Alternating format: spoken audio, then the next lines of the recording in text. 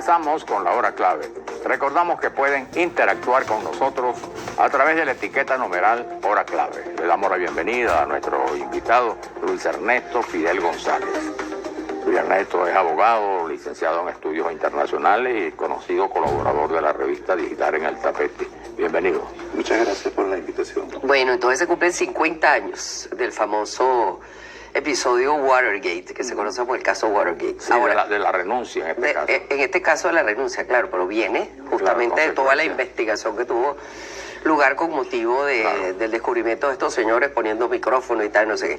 Ahora, yo te diría, podemos recordar un poco, refrescar un poco de qué se trató el caso Watergate, porque habrá gente que nos está viendo que son nuevas generaciones que probablemente no tienen claro qué fue lo que pasó. No, el caso Watergate es vital porque es la primera renuncia de un presidente de los Estados Unidos. Pero también hay un hecho curioso, que el vicepresidente de los Estados Unidos no es elegido, que fue Gerald Ford, que fue el que sustituyó a Nixon, no fue elegido ni con el voto popular ni con el voto electoral, ¿no? De los colegios electorales. ¿Por qué? Porque el vicepresidente era Spiro Agnew. Sí. Y en octubre del año 73, él, por un proceso judicial, renuncia a la vicepresidencia. Entonces, había un vacío de poder. ¿Quién ocuparía el cargo de vicepresidente si renunciaba a Nixon? Además que Nixon se negaba a renunciar, ¿no? Entonces esto es lo curioso, por primera vez en la historia de Estados Unidos también tenemos un vicepresidente que no fue elegido dentro de la fórmula presidencial. Entonces se plantea pues el caso de la enmienda número 25, que hoy está que fue muy vigente hace 2 años con relación al caso Trump, una vez que fue lo que llaman el asalto al Congreso, y hoy Trump está como candidato presidencial, ¿no? Ahora te digo, se cumplen 50 años de la renuncia De su renuncia. de Richard Nixon, que como tú bien dices, pasó mucho tiempo intentando salvar su presidencia y no renunciar. Ahora bien, ¿por qué no ponemos en contexto por qué tuvo que renunciar Nixon? Nixon tuvo que renunciar por las presiones políticas que tenía a su alrededor. Primeramente, acuérdate que el Congreso lo tenía el Partido Demócrata en las 2 cámaras, tanto en el Senado como en las presidenciales. Y bueno, y se dice mucho pues que Richard Nixon no solamente era un caso de espionaje político, que iba más allá de lo normal, de sobornos, y también un caso también de influencia sobre ciertos partidarios, ¿no? Y también de obstrucción a la justicia. Se dice pues que Nixon, con sus funcionarios, habían pues sobornado a la justicia para evitar su renuncia. Es decir, fue toda una especie de aparataje que él intentó para mantenerse. Lo curioso del caso Watergate es que comienza en el año 72. En el año 72 son las elecciones presidenciales en los Estados Unidos, donde él queda reelecto nuevamente. Sí, señor. Y el caso Watergate no lo afecta políticamente, eso es lo curioso, que no lo afecta políticamente. Y realmente el New York Times, que llama la atención, el año 72 y el año 73 lo nombra personaje del año por sus éxitos en política exterior, como es su viaje a China, a la ONU y en política exterior. Y el intento de terminar la guerra de Vietnam, que era su promesa electoral del año 79. Claro. Lo que quiero decir es que también cuando estos periodistas del Washington Post, Rothstein y Bernstein, descubren el caso, que es algo también de estudio, que son 50 años de la publicación de su libro Todos los hombres del presidente, ¿no? Ellos lo descubren por una coincidencia, porque las personas que estaban espiando o colocando escuchas en el edificio Watergate, que era el centro del Partido Demócrata, tenían la dirección de uno de los funcionarios de la Casa Blanca en sus agendas. Claro. Y ellos llaman y ahí pues comienza la investigación y el Washington Post comienza a dar el seguimiento de lo que se llamó la ruta del dinero, de dónde salieron los financiamientos para esta operación, en el cual en un primer momento Nixon y sus asesores negaban conocer esa operación. Claro. Y después se conoce que Nixon tenía conocimiento en virtud de las grabaciones que lo hicieron. Ahora, también se destaca mucho en todo este gobierno, pues, también ciertas decisiones, ¿no? Que de aquel manera parecieron audaces, parecieron que rompían un poco como un ritmo, ¿no?, gubernamental. Y también se habla mucho del papel que en todo eso tuvo que ver su principal asesor, ¿no?, Henry Kissinger. Claro. ¿Cómo juzgarías tú al gobierno ya con abstracción de lo que ocurrió con su renuncia del gobierno. No, es un cambio de política, porque realmente desde el año 1945, cuando termina la Segunda Guerra Mundial, comienza lo que se llamó la contención, es decir, la contención al bloque soviético, ¿no? Pero el mundo cambiaba y Kissinger se da cuenta de esos cambios, ¿no? Y también Nixon tenía una vocación internacionalista.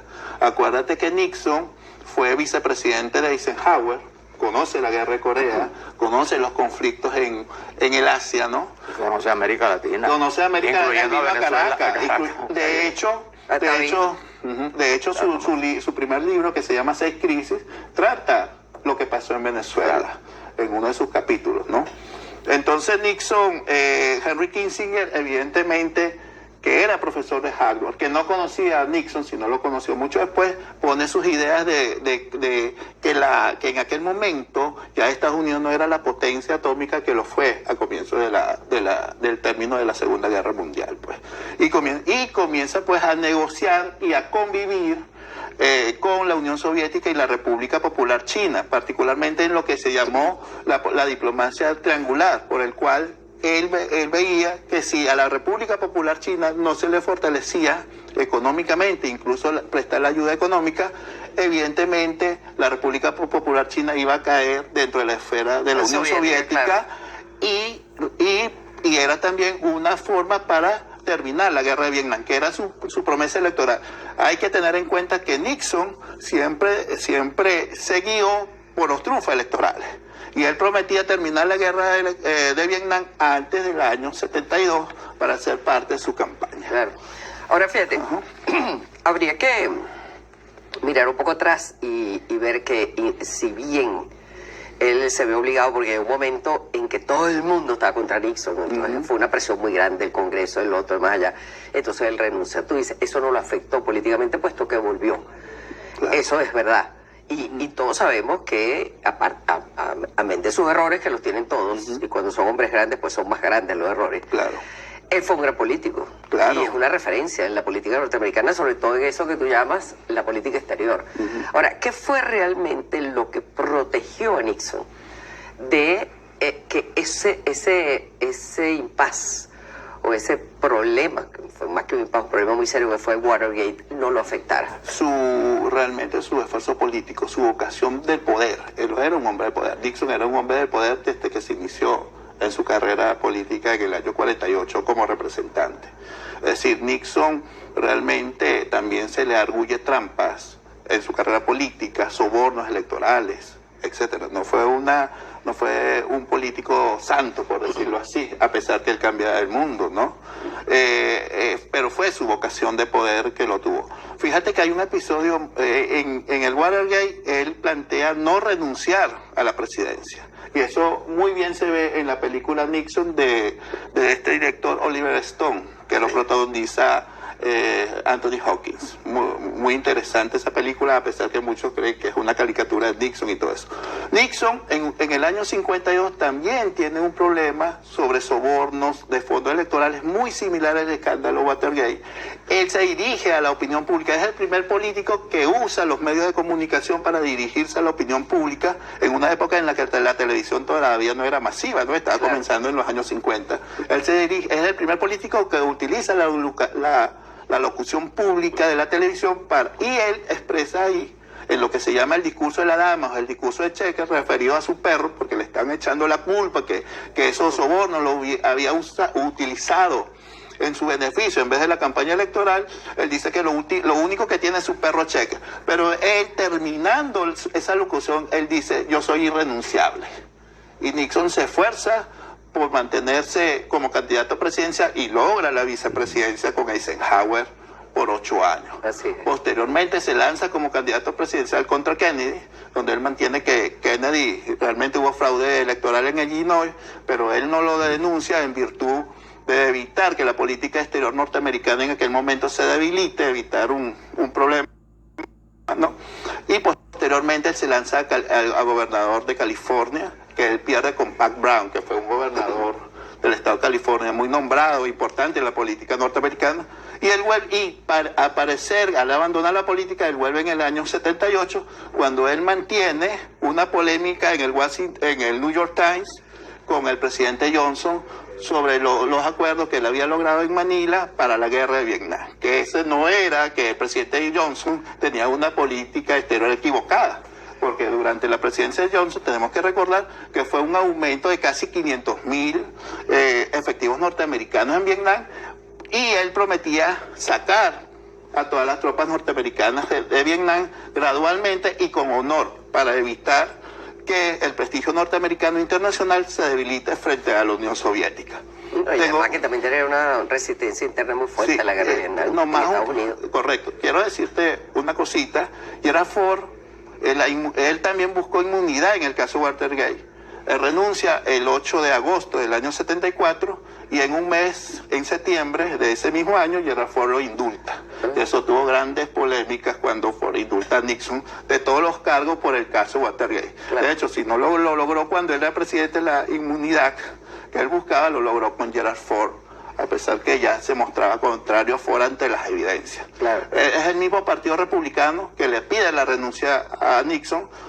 Ahí destaca el senador Barry Goldwater, que fue inclusive candidato en el año 74 en las presidenciales contra Johnson, que él pierde abrumadoramente, pero él es si se quiere, el epicentro del neoconservadurismo norteamericano, donde después destaca Ronald Reagan y actualmente Donald Trump. ¿Ves que la vigencia del presidente Nixon es todavía perdura después de 50 años? ¿Y qué podría decirse de su política en relación a América Latina?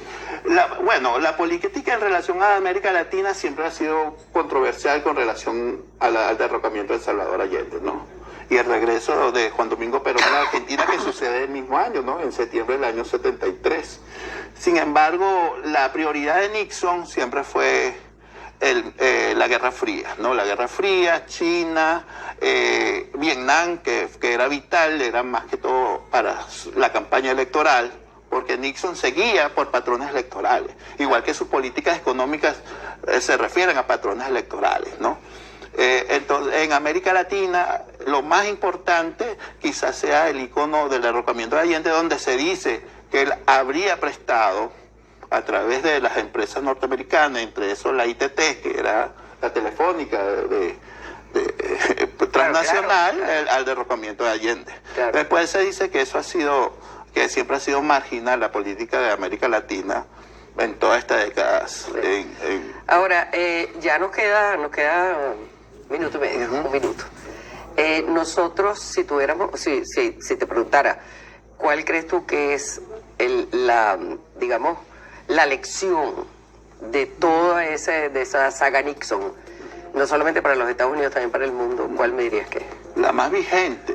Nixon decía que fortaleciendo a China, él podría detener a la Unión Soviética. Y ahora no puede evitar pensar en lo que está pasando. En lo que está pasando. Claro. Entonces, ¿cuál sería la tesis de Nixon y Kissinger actualmente si existieran?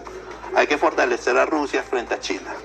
Y ahí está el conflicto en Ucrania y todo eso. Son cosas vigentes. Y no hemos hablado de la parte económica de Nixon, donde hay sobre el libre mercado y la política estatista. Nixon fue una persona que, si bien hablaba sobre el libre mercado, realmente su gobierno, como dice Milton Friedman, fue el más estadista de los Estados Unidos, incluso sobre Kennedy y Johnson. Exactamente. Bueno, muchísimas gracias por haber estado con nosotros aquí para recordar esto, que sin duda es una efeméride importante a la orden en la historia de América. Vamos a hacer una pausa, ya volvemos.